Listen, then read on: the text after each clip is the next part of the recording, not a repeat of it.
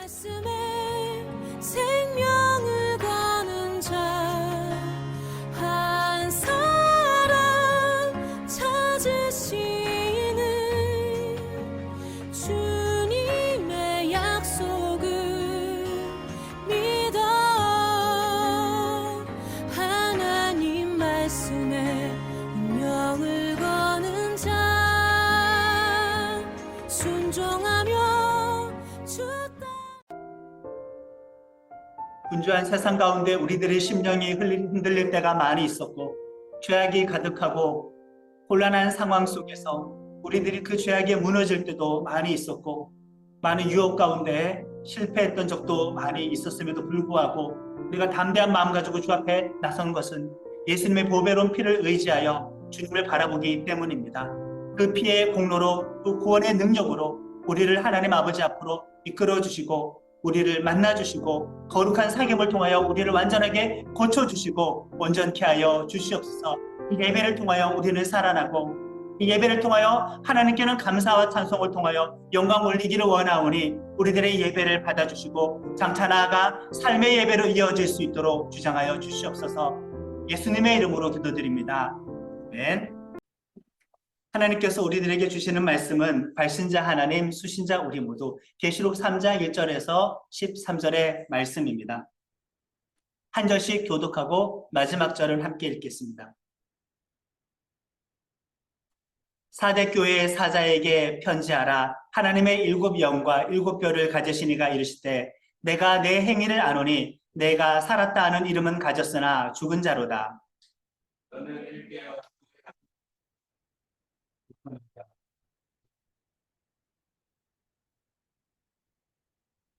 그러므로 내가 어떻게 받았으며 어떻게 들었는지 생각하고 지켜 회개하라. 만일 일깨지 아니하면 내가 도둑같이 이르리니 어느 때에 내게 이르는지 내가 알지 못하리라.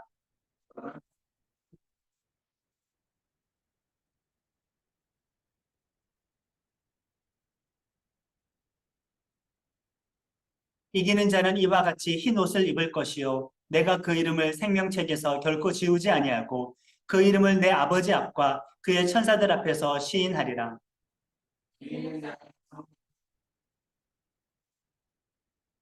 필라델비아 교회 사자에게 편지하라. 거룩하고 진실하사 다윗의 열쇠를 가지시니 곧 열면 닫을 사람이 없고 닫으면 열 사람이 없는 그가 이르시되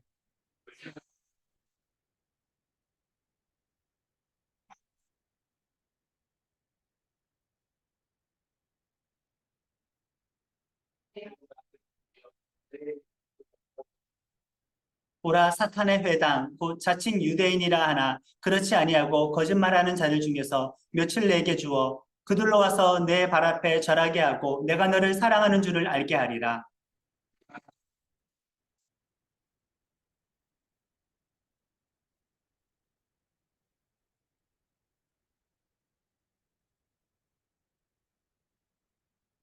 내가 속히 오리니 내가 가진 것을 굳게 잡아 아무도 내 면류관을 빼앗지 못하게 하라.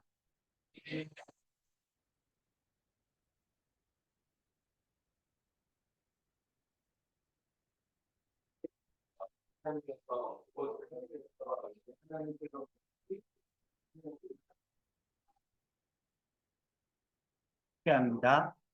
귀 있는 자는 성령이 교회들에게 하시는 말씀을 들을지어다. 아멘. 주님께서 사대 교회에 편지하면서 당신을 이렇게 소개하셨습니다. 일곱 영, 곧 성령을 가지신 분, 일곱 천사, 모든 천사를 대표하였기 때문에 천사 전체를 가지신 분이라고 이렇게 소개를 합니다. 그러니 예수님은 성령을 가지신 분, 천군 천사를 가지신 분이 되시죠. 예수님은 지금 고난당하는 사대 교회의 성도들에게 그들을 괴롭히고 있는 유혹이 크고 그들을 괴롭히고 있는 그런 악한 적대자들이 많이 있지만은 주님께서 주변의 모든 세력들보다 더욱더 권세 있는 전능자라는 사실을 소개를 통하여서 이렇게 먼저 알려주시고 그리고 나서 사대교회를 책망하기 시작하는데 사대교회는 칭찬을 거의 받지 못하고 책망을 많이 받았는데 그 수위가 아주 높습니다. 그들을 믿는다고 하지만 도덕적인 삶과 행위, 영적인 삶과 행위가 엉망진창 그 자체였습니다. 너희들이 살아있다고 하는데 사실 너희들은 죽은 자와 마찬가지다라고 혹평을 하는 거예요. 그냥 이 말은 불신자와 마찬가지라는 그 뜻이 되는 겁니다. 거듭난 자가 아니라는 거예요. 영생을 얻은 자가 지금 아니라는 거예요. 그래서 예수님은 살아있는 성도에게 죽은 자와 마찬가지라고 혼내시는 거죠. 교회 공동체에 소속된 성도이면서 말씀과 성령을 따라서 이들은 살아가지 않고 있습니다. 그 부분이 거의 없다라는 거예요. 영적인 사람이 완전 아니라는 거예요. 그냥 세상을 따라가는, 죄악을 여전히 따라가고 먹고 마시는 그런 육적인 사람이라는 것입니다. 예수님을 지금 믿는다고 할 수 없을 정도, 그 정도의 믿음을 가지고 있는 교회가 사대교회예요. 그 말은 이대로 믿었다가는, 그냥 이 상태 이대로 유지했다가는 이들은 그냥 죽는 겁니다. 구원을 얻는 게 아니라 예수님이 오시면, 예수님이 재림하시면은 구원의 때가 이른 것이 아니라 오히려 이들에게는 그냥 심판의 때가 되고 마는 겁니다. 건진받을 줄 알았는데 버림받게 되는 거지요. 5절의 말씀을 같이 읽겠습니다. 이기는 자는 이와 같이 흰 옷을 입을 것이요 내가 그 이름을 생명책에서 결코 지우지 아니하고 그 이름은 내 아버지 앞과 그의 천사들 앞에서 시인하리라. 아멘. 오죽했으면 그들을 생명책, 구원과 영생의 책에서 지워버려야 할지 말지 고민할 정도입니다. 이들이 이기는 자가 되어서 받을 상급이 생명책에서 지워지지 않는 거예요. 그냥 기록되는 겁니다. 어떤 교회는 칭찬을 받았을 때, 이기는 자가 되었을 때 이 차원을 넘어서서 하나님이, 예수님이 심판할 때 그 심판의 자리에 동참까지 하는데, 어떤 교회는 예수님이 저 원수들과 싸워서 승리자가 될 때 그 싸움의 자리, 그 승리자의 자리에 동참을 하게 되는데, 이들은 이기는 자가 되어서 생명책에서 지워지지 않는 그 정도의 보상이 되는 겁니다. 보상의 차원이 이렇게 달라지는 거죠. 겨우 구원받을지 말지 위태한 정도였기 때문에 이들은 이렇게 되는 겁니다.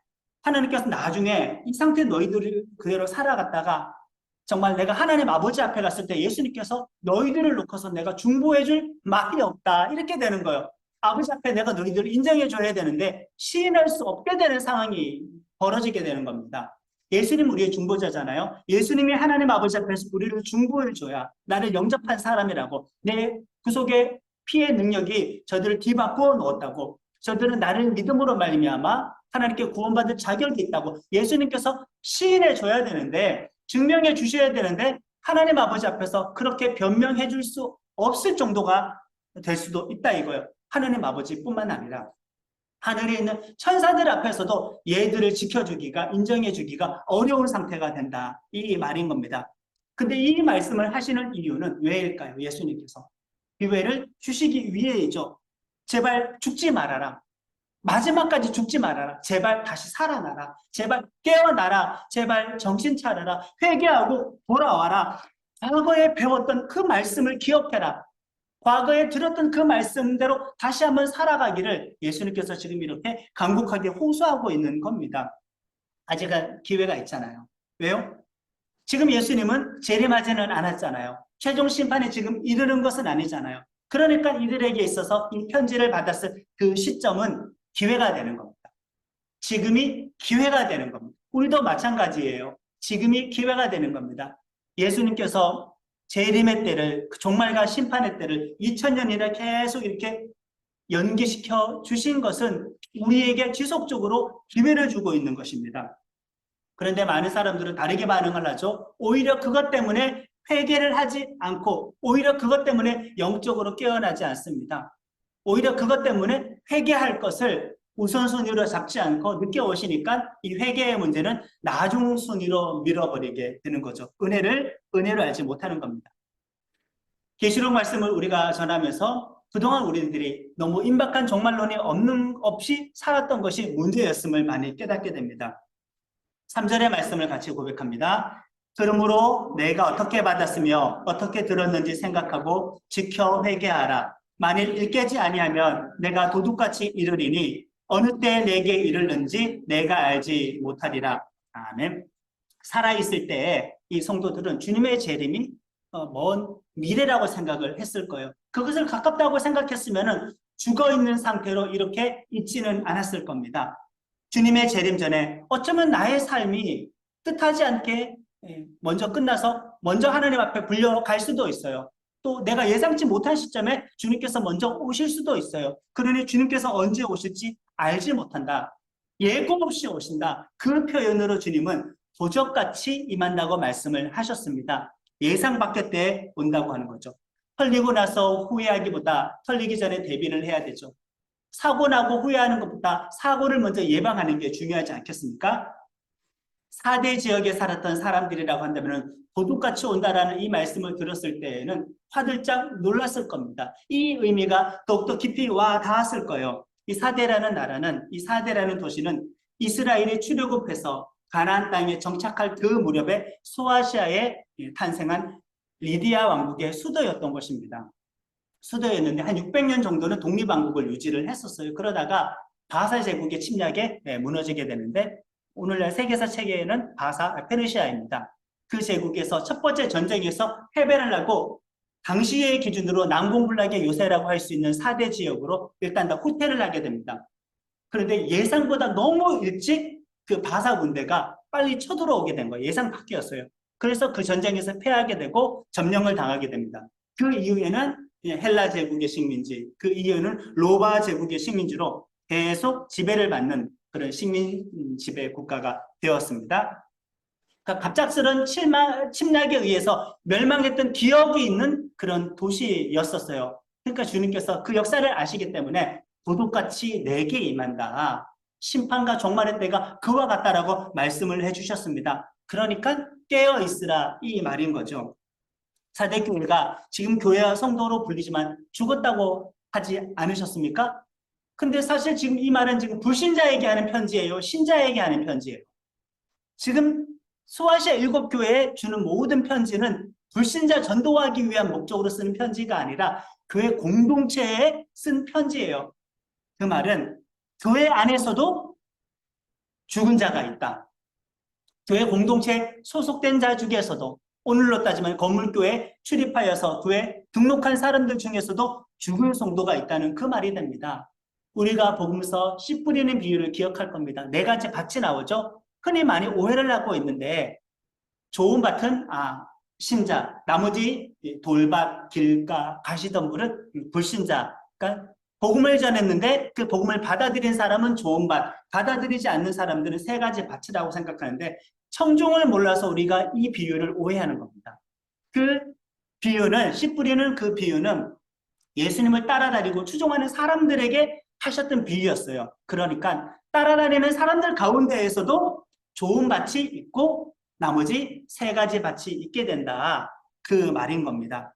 교회 공동체 안에도 이렇게 불신자가 존재할 수 있다. 구원을 잃어버린 사람이 생길 수 있다라는 그 말입니다. 오늘날 범죄를 저질러서 뉴스에 나오는 사람들을 봅니다. 우리 그러면은 교회 다니는데 저 사람은 왜 저렇게 망가졌을까? 제대로 믿어서 타락한 게 아니라 애초부터 제대로 믿지 않았고 타락한 상태로 그냥 그대로 있었기 때문이에요. 그런 성도가 있을 수가 있지요. 그래서 사대교회를 죽었다고 하는 말은 우리는 충분히 납득할 수가 있습니다. 표면적으로 성도라고 하면 교회에 등록카드를 써서 등록을 해야 되죠. 세례까지 받으면 좀 더 이 사람 안전한 것 같아. 거기다가 11조까지 하면 아주 안전한 것 같아. 외적인 표시를 무시하는 게 아니라 그것을 가지고 그 사람이 구원받았다, 하나님의 완벽한 자녀가 되었다, 장담할 수 없다는 거, 보증할 수는 없다라는 겁니다. 믿음의 행위와 삶이 있어야 한다라는 거죠.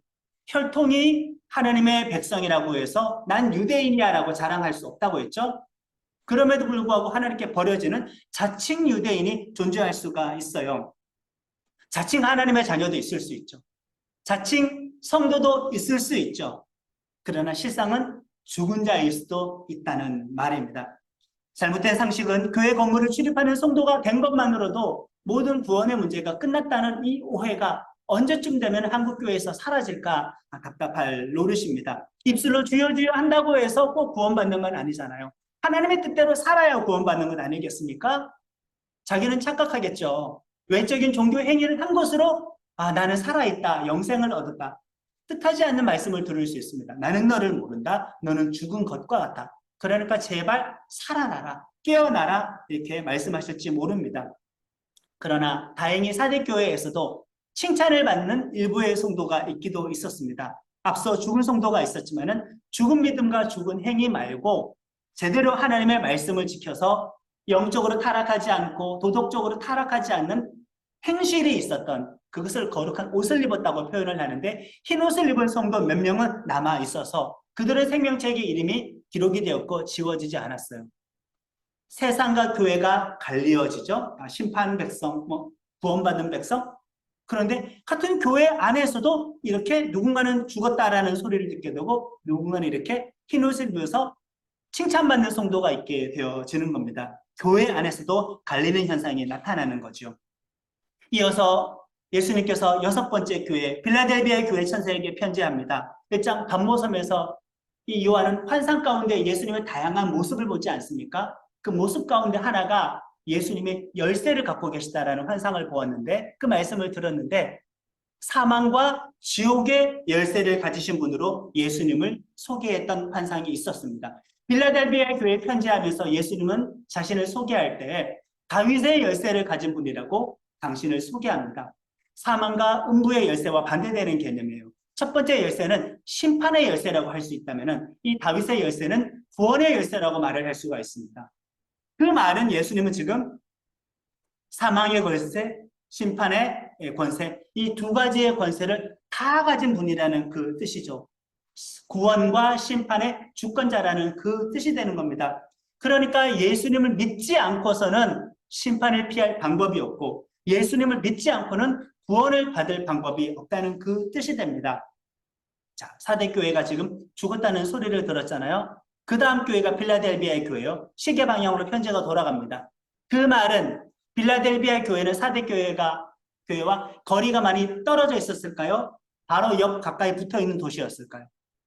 그냥 바로 옆 도시예요. 그 말은 핍박의 상황이 현자에게 차이가 났다고 볼 수 있을까요? 똑같았다고 볼 수 있을까요? 바로 옆 도시예요.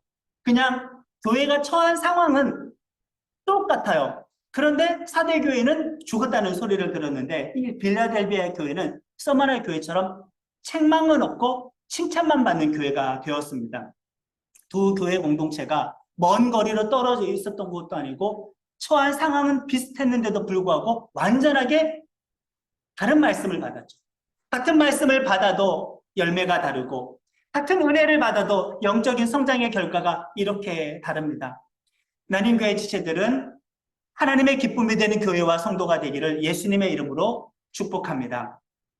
하나님께서 그러면 빌라델비아의 교회가 이런 현저한 차이를 낼 수 있었던 것은 사대교회와 다르게 무슨 특별한 대우를 해주셨을까? 이들에게는 사대교회와 다르게 어떤 엄청난 다른 말씀을 주셨을까? 되게 대단한 어떤 성령의 큰 권능을 특별하게 선별해서 주셨을까? 이들이 받았던 고난은 좀 차이가 있었을까? 덜했을까? 그건 전혀 아니었었습니다. 주변의 유혹도 똑같았고요. 받은 능력이 특별할 건 없었습니다. 8절의 말씀을 같이 읽겠습니다. 볼지어다 내가 내 앞에 열린 문을 두었으되 닫을 사람이 없으리라. 내가 내 행위를 아노니 내가 작은 능력을 가지고서도 내 말을 지키며 내 이름을 배반하지 아니하였도다. 아멘. 예수님께서 빌라델비아 교회에게 최종적으로 너희들을 향하여서 구원의 문이 열려 있다라고 멋진 축복의 말씀을 해주셨습니다. 아무도 닫을 수 없어라고 말씀을 해주셨습니다. 이보다 큰 축복이 어디 있겠습니까? 하나님께서 누군가의 구원에 대해서 보장해 주는 거예요. 큰 선물이 이보다 있을 수는 없습니다. 그런데 지금 작은 능력으로도 이렇게 했다 그랬죠. 특별한 대우를 받아서 칭찬받은 교회가 아니라는 거예요. 마태복음의 달란트 비유를 기억하실 겁니다. 거기에서 달란트를 가장 적게 받은 사람은 적게 받았다고 그냥 아예 일을 하지 않아 버려요. 충성을 하지 않아 버려요. 핑계를 대는 거죠. 많이 받았으면 내가 뭔가 했을 텐데 너무 적게 받아가지고 아예 일할 것을 포기해 버려요. 그러나 이 필라델비아 교회는 어떻습니까? 적게 받았는데 충성했어요. 적게 받아서 충성을 하는 자가 많이 받으면 더 충성하지, 적게 받아서 충성할 자가 많이 받는다고 해서 충성할까요? 그렇지는 않게 된다. 이것입니다. 특별한 은혜와 능력이 있었던 것도 아니에요. 그냥 작은 능력, 작은 은혜, 동일한 말씀을 가지고도 이렇게 칭찬을 받을 수 있었으면은 남 탓할 필요가 없잖아요. 환경을 탓할 필요가 없잖아요. 이렇게 우리는 말을 할지 모릅니다.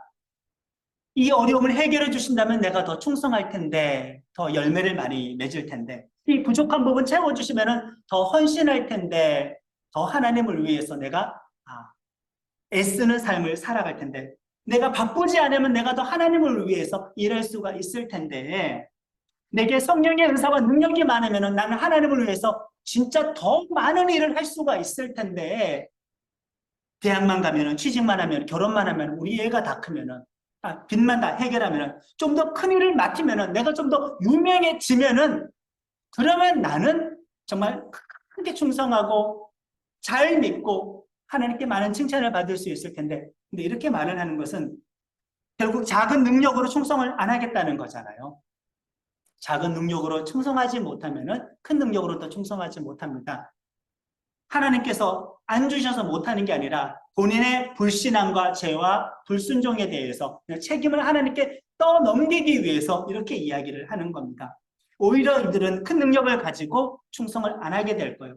사실 큰 능력을 받아서 충성하는 것은 칭찬받을 일이 아니라 당연하죠. 좋은 환경과 조건 속에서 잘 믿고 충성해서 열매 맺는 것은 어쩌면 당연한 일이지 않겠습니까?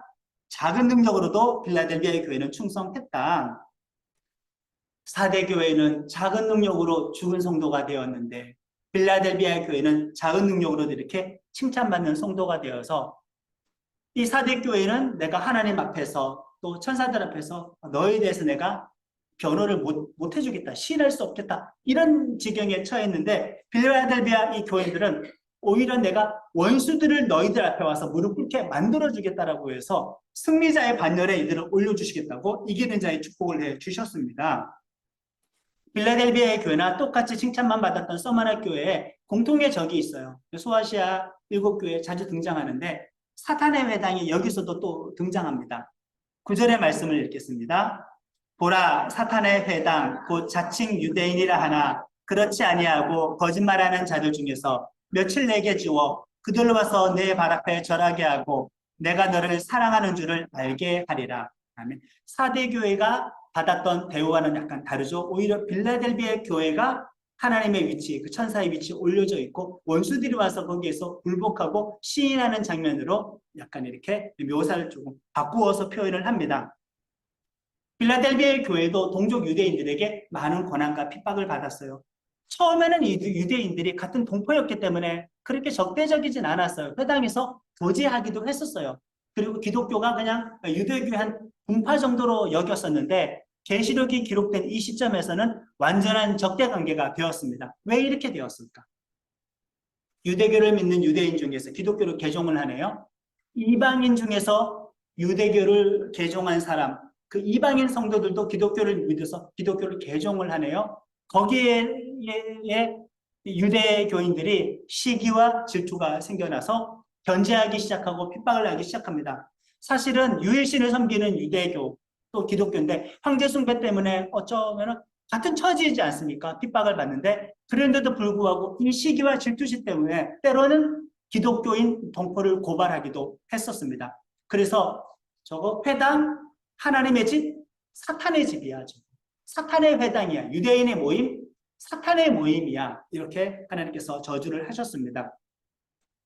이것을 나름대로 적용을 하자면은 같은 성도들끼리, 같은 교회끼리 서로를 견제하고 망하기를 바라면서 어버지리로 교회 부흥을 바라는 것, 이것은 성령께서 기뻐하시는 마음의 태도는 아닐 것입니다. 사탄의 방법이라고 할 수가 있죠. 같은 주님을 믿으면서 교파와 교단이 서로 경쟁을 하고 교제합니다.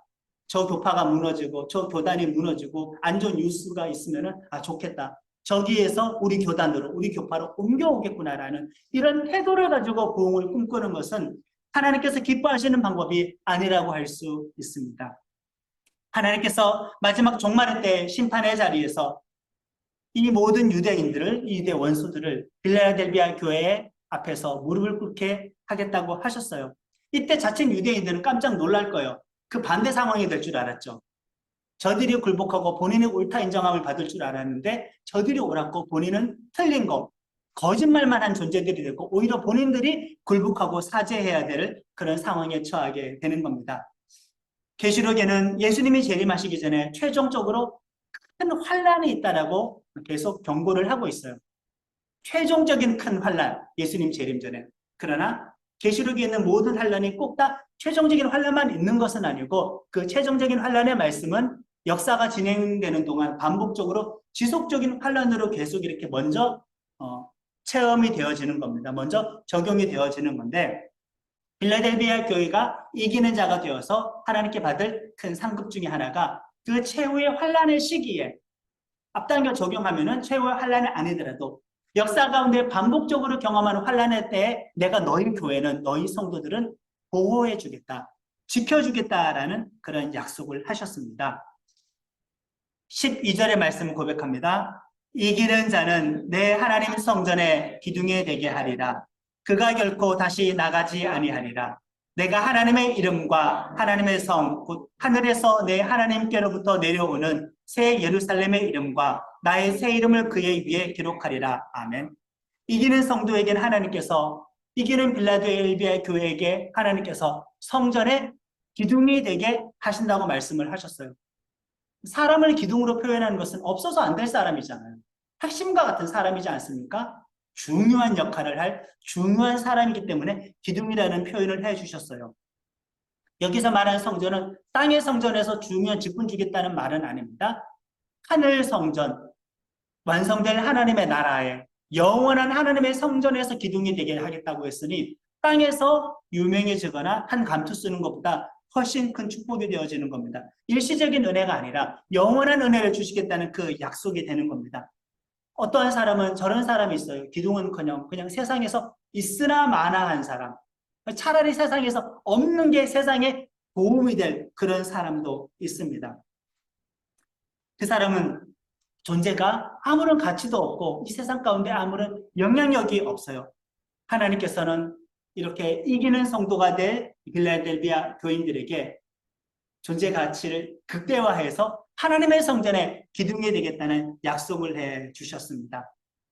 우리가 땅에서 우리의 존재 가치를 아무리 끌어올려 봐야 결국에 땅에서 기둥밖에 더 되겠습니까? 우리의 이름을 아무리 떨친다고 해봐야 이 땅에서 우리의 이름이 남는 것밖에 더 되겠습니까? 영원한 기둥은 아니고 영원한 이름은 아닌 거예요. 때때로 우리는 그것도 이루지 못하고 부러워해서 땅에서 기둥 같은 사람, 땅에서 이름을 내 유명한 사람들을 통하여 대리만족을 하기도 합니다. 동영상을 보면서 대리만족을 하기도 합니다. 그러나 하나님께 인정을 받는 믿음의 삶을 살면은 우리는 영원히 하나님께 기둥과 같은 존재가 될 수 있다. 이보다 더 큰 축복은 없는 거죠. 또 하나님이 이기는 성도에게 하나님의 이름, 새 예루살렘의 이름, 하나님의 새 이름을 주시겠다고 했어요. 몸에 새기겠다고 했습니다. 문신을 새긴다는 것은 아니라 그냥 은유적인 표현입니다. 하나님께서 이들을 내 천국 백성이라는 새 이름을 주겠다. 새로운 하늘나라 도성의 시민권의 신분을 주겠다. 그 의미로 이렇게 새 이름을 주겠다고 말씀을 하셨는데 이 표현이 이 빌라델비아에 살았던 이 교인들에게는 특별하게 와 닿았어요. 주 17년에 그 소아시아 일대에 큰 지진이 있었습니다. 몇 개 도시가 멸망할 정도였어요. 17년에 이 빌라델비아 도시도 지진으로 말미암아 크게 멸망을 하고 재건을 한 다음에 그리고 2번이나 도시의 이름을 한 번 더 바꾸고 개명하는 일이 있었어요. 이미 이름을 바꿔본 경험이 있는 도시였다는 거예요. 지진이 있고 나서 계시록이 기록될 때까지 시의 지명이 한 번, 2명이나 바꾸었습니다. 성도들에게는 이름을 바꾸는 문제가 그렇게 낯설게 와닿지는 않았을 겁니다. 더 좋은 이름을 주신다라는 그 뜻이죠. 특별히 여기에서 새 예루살렘의 이름을 새긴다라는 것은 하나님 나라의 시민 자격을 얻는다는 그 뜻인데 좀 더 쉬운 말로는 너희들을 교회 공동체에 포함시켜 주겠다라는 그 말이 되는 겁니다. 종말에 가서 장차 우리들은 진정한 교회 공동체 식구가 될 것이지만은 종말의 때는 아니지만 현재 우리도 교회 공동체에 소속이 되어 있으니 이 교회 공동체에 소속이 되었다는 사실 하나만으로도 새 예루살렘의 이름이 새겨졌다라고 우리는 말을 할 수가 있어요. 이 자체가 우리들에게는 특권이 되어지는 겁니다.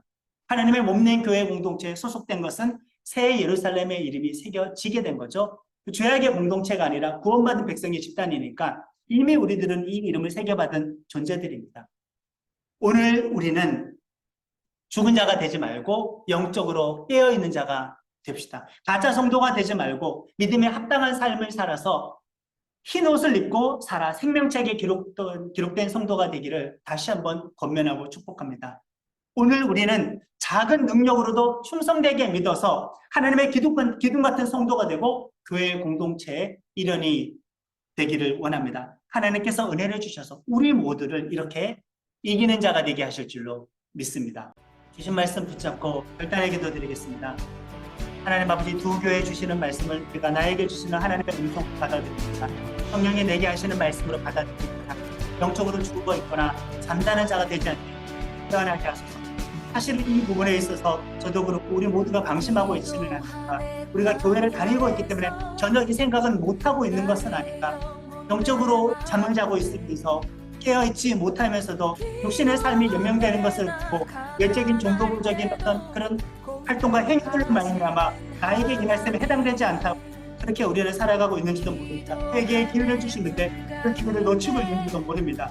하나님 아버지, 우리 모든 지체들 영적으로 죽어있지 않고 깨어있는 자가 될 수 있도록 함께워 주시옵소서. 하나님 아버지, 삶과 행위로 흰옷을 입고 생명책에 기록이 되는 그런 우리의 모든 믿음이 되어질 수 있기를 원합니다. 배운 말씀을 통하여서 우리가 성장하고 성숙한 성도가 되기를 원합니다.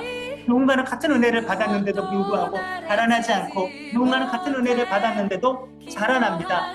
그런데 우리는 내가 자라나지 않는 것에 대해서 더 큰 은혜가 있었어야 되는데, 더 큰 능력이 있었어야 되는데, 더 어떤 것이 해결이 되어야 되는데 조건을 달고 선행적인 어떤 환경 구성이 이루어지기만을 바라보면서 나의 믿음 없음을 성장하지 않음에 대하여서 하나님께서 더 많은 것을 주시지 않았다고 책임을 잡고 하나님께 돌리려고 하는 그런 경향이 우리 분명히 있습니다. 아버지 하나님, 주신 말씀을 통하여서 이 작은 말씀을 통하여 이 작은 은혜를 통하여서 이미 배운 말씀을 통하여서도 쿨하게 자라날 수 있고 쿨하게 성장할 수가 있고 너무 큰 수가 있사오니 이 작은 은혜를 우리가 충성할 수 있고 의미를 더하여 주시옵소서.